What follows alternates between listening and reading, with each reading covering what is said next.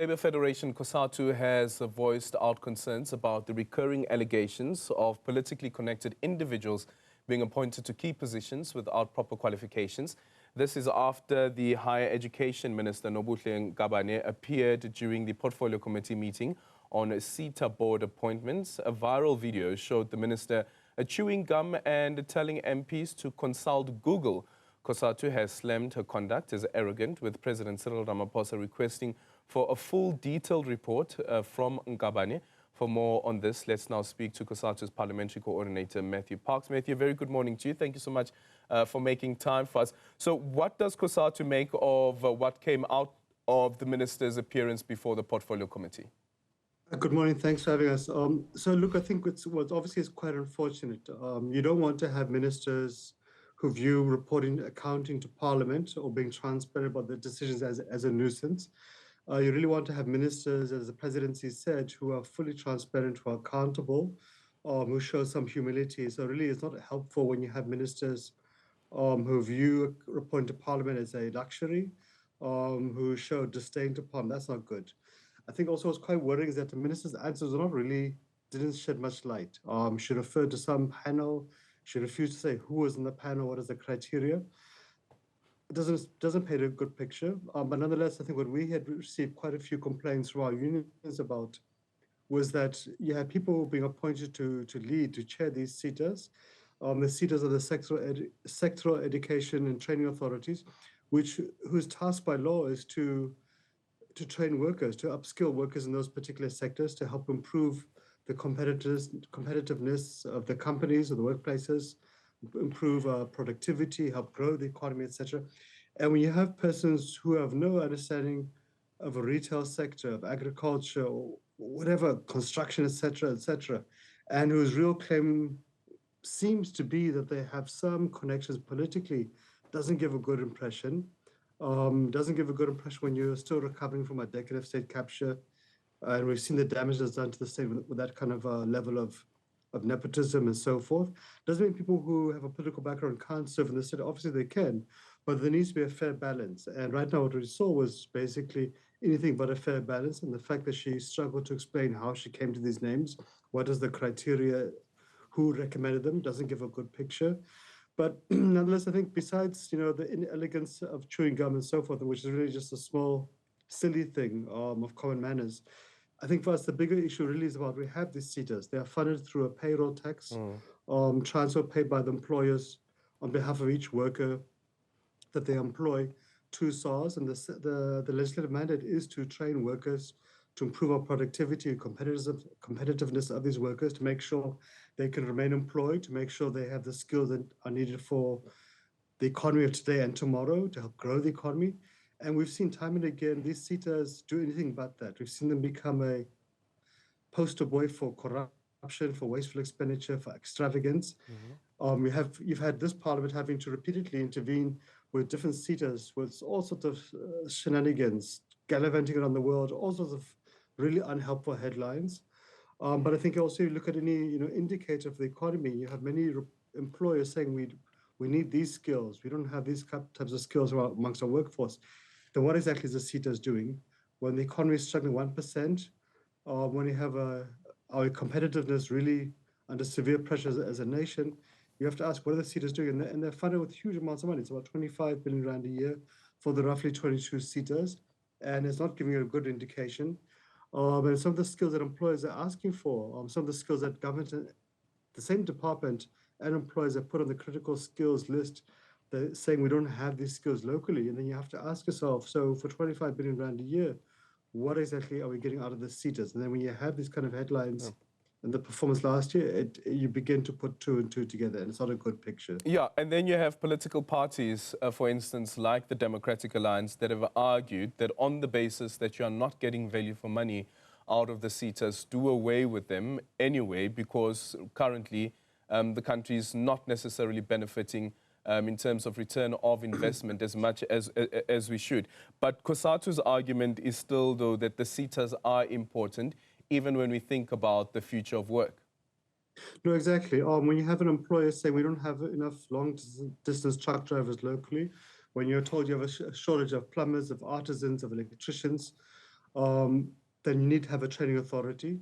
When we have a 43% unemployment rate overall, and for young people, 72% unemployment rate, and of course, these figures are higher for African and colored communities, in particular working class communities, then we need to do something. We can't just simply leave it to the market. The reason why we have the SETAs is because the market hasn't provided the skills. So the objectives remain valid, but what you need to do is have an overhaul of the SETAs.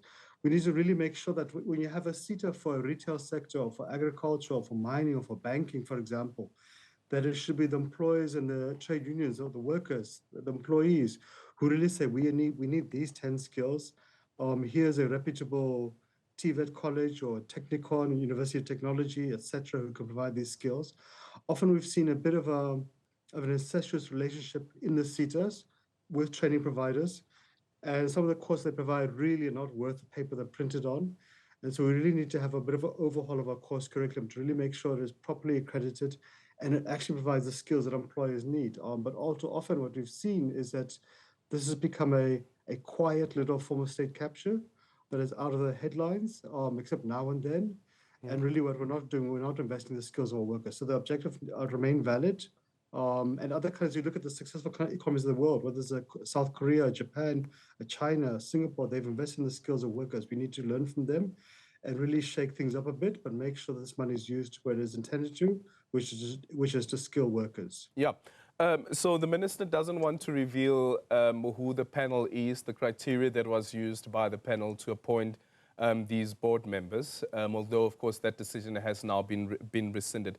But I want to ask the question around what the role is of the ANC's deployment committee in all of this, considering as well that here you have at least one of your members of the tripartite alliance that has a deployment committee, and part of the deployment committee's work is to make sure that you deploy the most capable candidates for these various positions.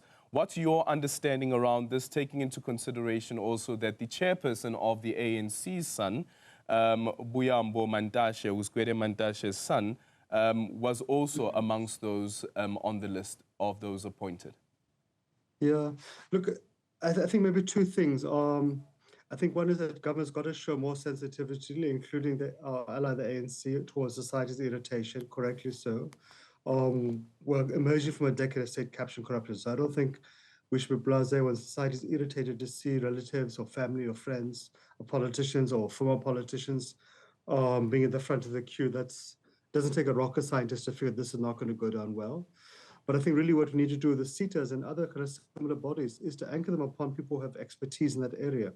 It doesn't say that, for example, just because you're someone's son that you may not have expertise, but let it really be people who've got expertise in a sector.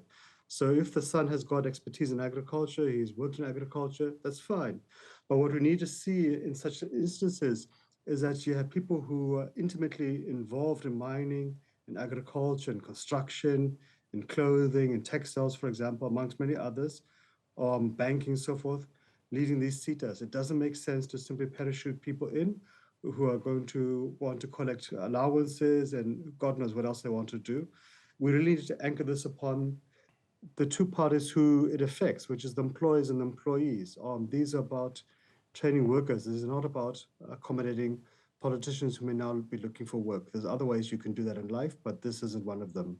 Yeah, and using that same rationale as well, how then would you explain the decision that has been taken by the city of Joburg's mayor, Dado Morero, to appoint a so-called bomb squad, but as the opposition has pointed out as well, that some of these people are ANC members once again, and you also have, for instance, the previous leader of the Veterans League of the ANC forming part of this so-called bomb squad? Yeah. Look, I mean, at a cursory glance, when I looked at the bomb squad list, I think number one, I would assume is not being paid. It's a voluntary advisory panel. I would assume that, or stand to be corrected. But when I looked at it, what I saw there mostly was that it was a lot of former city managers, a lot of people who had worked at the city at different levels, or people who had some sort of external experience, whether in government or the private sector. So look a little bit different. And I think it seemed to be trying to, I would assume, trying to pinpoint to the city, the mayor, what are some of the service delivery, what are some of the other challenged experience in the city. So I think it's a little bit different. But look, I think the point does remain valid, especially in an era when the ANC doesn't have a 51% majority. It does need to be seen to be a little bit more inclusive. But I think for us, really, the most critical thing is not so much the membership of a party. And look, people belong to parties across the spectrum. I think really it's about the skill set and the experience you bring. So for me, I didn't see a real problem with the bomb squad, so to speak, because I just saw people with extensive experience in the city of Joburg, who I would assume would understand the issues around supply chain, procurement, and so forth, service delivery. If you had people who had no experience in that, I think that'll raise correct questions. But I think with the SETAs, what we saw there is that people who just had almost no experience in what the mandate of the SETAs is, and that really raised deep concerns. All right, thank you so much for making time for us. Matthew Sparks is the coordinator, parliamentary coordinator for COSATU.